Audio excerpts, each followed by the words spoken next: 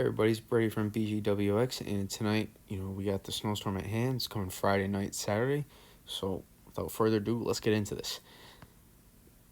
All right, as I mentioned, we look at 500 millibar. That's where we want to look at. This is 500 millibar vorticity. This is where I can do my run-to-run analysis and compare stuff. And just in general, I'll get to that in a second. We have the potential for feet of snow here. In one of those higher, if we can get some more pieces come together, like I think it can. Not for everybody. Okay, I think New England has the best shot. New England has the best shot to get feet of snow. Again, this doesn't guarantee that's going to happen, but let me just start off by saying that I think New England has the best shot to get feet of snow out of this thing.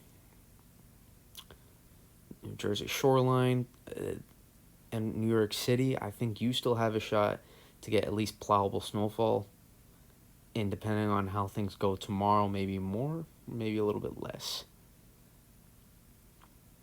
Okay, so I just want to get it out of the way, but let's get into the GFS. So what we've been watching is, this is our northern stream coming in from the Dakotas, and then our southern vort that's currently in the southwest.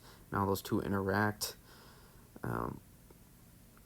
You can see this diving in, and then that gets us our phase, and then that's just not quite that's a very strange look in my opinion at 500 millibars. I don't think that's right. I just don't think that is right. Immediately off the bat. And I'll show you some of the things I'm looking at here. I'll slide back. This is last night's GFS run. Okay, this is not tonight's, but I just want to show you the moving pieces. I was too lazy to take out all the pictures and everything because I want to get this as quick as possible. Just bear with me here, right? So this is our north stream right here. This is our southern vort, right? We want this to be sped up more for snow lovers. If you're a snow lover, you want this to get sped up a little bit more, and you want this to come down a bit faster so we can get these two to interact better. We can get better stream interaction there. That's what we want to see. If we do not get that to happen as well, then this isn't going to turn out well for a lot of people in New York City, I think, and maybe western New England. But I think central and eastern New England have a pretty good shot with this. But again, let's just get back to the models here. If I slide this a little bit more, we're looking at, again, we want this to get out ahead a little bit quicker, and we want this to dive down a little bit quicker for snow lovers. This is what we want to happen to get more snow. This is what we want to happen. So this is last night's GFS, and kind of the problem is with this night's GFS is, we're still lagging behind here at this point. So the problem with this run is our southern vort is getting lagged behind a little bit too much back here, and we're not able to entrap this into our flow enough. And if you can't get this into the trough, and you can't get the stream interaction connected well enough, then that's where you see your problems. And you don't get as good as interaction here. The North Stream was improved on the GFS. I'll show you last run on the GFS. There's last run, and there's the new run. You can see it pushing down the North Stream more into this run. Problem is the southern vort did not really make any big difference, and one of the reasons I think that this GFS is struggling right now,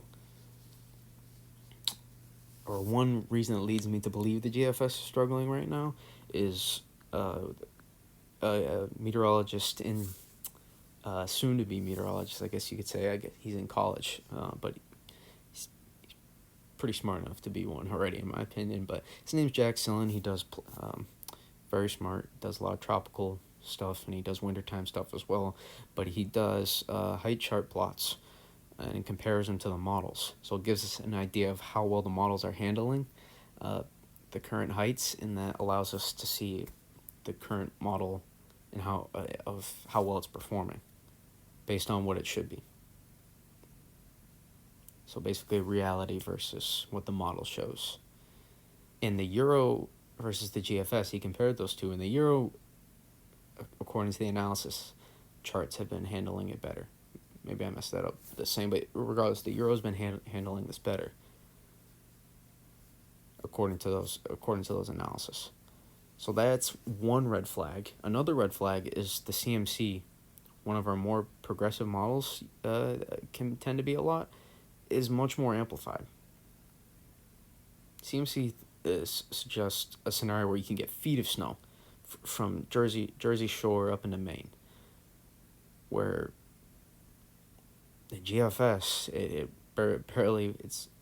barely wants to get any snow. I still think the 500 millibar look is still, it's a little bit deceiving. It has a lot of excess convection, which I talk about. If I slide this one, this out here, you can see it was prevalent on last night's run, and it's still prevalent on tonight's run.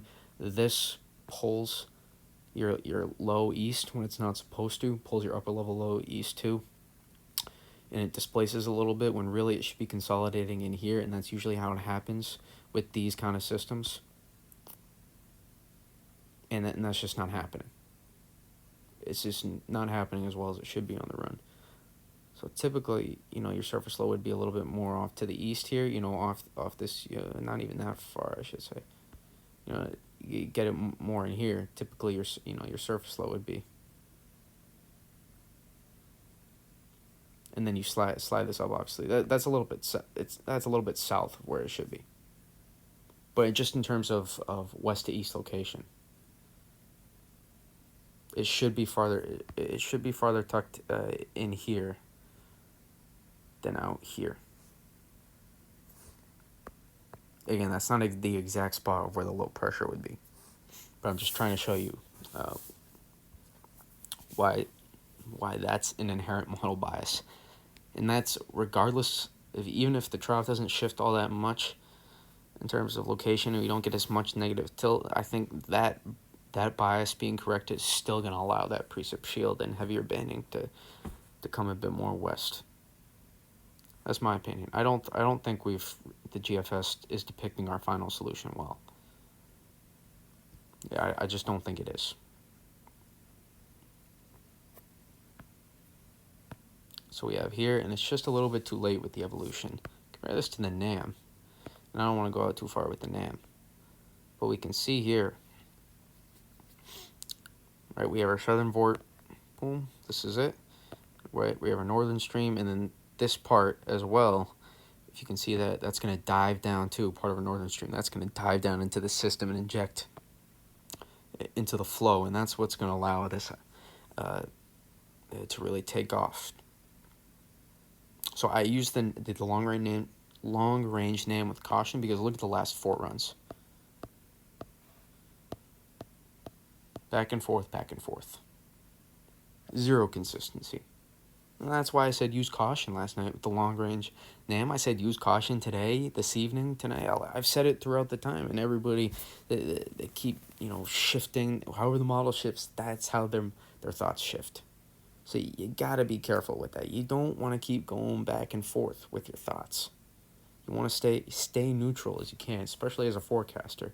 You're not trying to shift your thoughts consistently.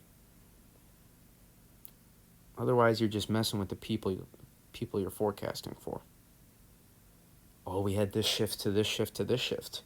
Well, really, this shouldn't have been a surprise, because you saw that shift happen the last 30 times of how these storms work. Now, again, every storm is not different, so I'm not going to say that's how it's going to happen. But that's how it happens a lot of times in these storms.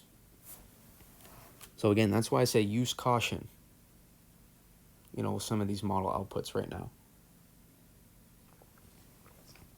Especially long-range NAM. You definitely don't want to put all your eggs into that basket. Long-range mesoscale models in general. Okay, so boom. I'll show you the CMC. Get it here. It's beautiful. This is a beautiful 500 millibar look. Right? This look is going to get... If I just... Oh, that's not what I wanted. It's not what I thought was going to happen. There we go. Right, this is the GEM last night, but it's really not all that different tonight, if I'm being honest. So that was last night, but this is CMC, GEM, same thing. From last night, the Canadian model. This would produce a plowable snowfall like all the way up, into here on that kind of run. Like all those places are getting plowable snowfall on that kind of run. And that was maybe even could have put that even a little bit farther west. And then here,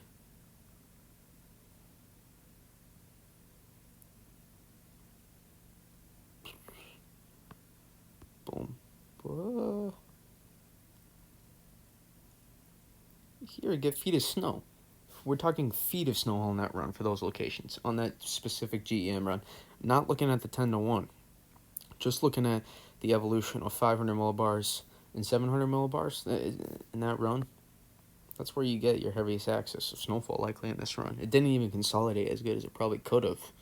So it's probably even a little conservative on some of those Kachera and 10-1. 10-1, well, you're not going to be able to adjust that with temperature profiles. And don't use 10-1 maps. I say that every storm. Don't use 10-1 maps. Can't be any more clear with that. Don't use 10-1 maps. Don't share them anything. Just keep them in your back pocket. Unless you're gonna use it to make like a pretty valid point. Try not to use those. The only map you should be throwing out there is people's snow maps. Actual snow maps. Again, but I can show you the difference. CMC, last run, this run, last run, this run, last run, this run. 12Z, 0Z, 12Z, 0Z. What do you see? We got better consolidation of the ULL, our upper level low. Much better consolidation. Much, much better. Our trough goes negative quicker. This is a much better phase in general. We're able to dig this trough a little bit farther south and west. And we'll slow the system down a little bit, and that's how you get some of your bigger snowfall totals. So none of these models are wavering my thoughts. Nothing has wavered my thoughts since last night. The last 3 days, my thoughts have remained unchanged on this system. New England has the best shot to get the most snow out of this, in my opinion. Now, listen, I'm not just gonna completely discount the GFS, but it's not gonna be that far out to sea. I'd be shocked. I would be absolutely shocked if the GFS was that far out to sea. And don't get caught up in the ensemble members. The closer we get to an event, the ensemble members just become less useful, because then it's all the crap members are just putting out all the unreasonable scenarios, and how close we are to the event, it just skews it. It messes with it, with all the ensemble plots. Especially mean snowfall. Mean snowfall is not where you want to look on an ensemble. Mean snowfall on an ensemble is not where you want to look in terms of where your heaviest axis of snowfall is going to be on the storm. Definitely don't want to use that. So I say use caution, and also the GFS, the ensembles are going to follow the operational run every time. And if they don't, that's can tend to be a red flag. But almost every time they tend to follow the operational run. So that's not really a surprise tonight. Ultimately, I think the GFS it's going to be able to pull back west some, even if you get the same orientation at 500 millibars in the trough.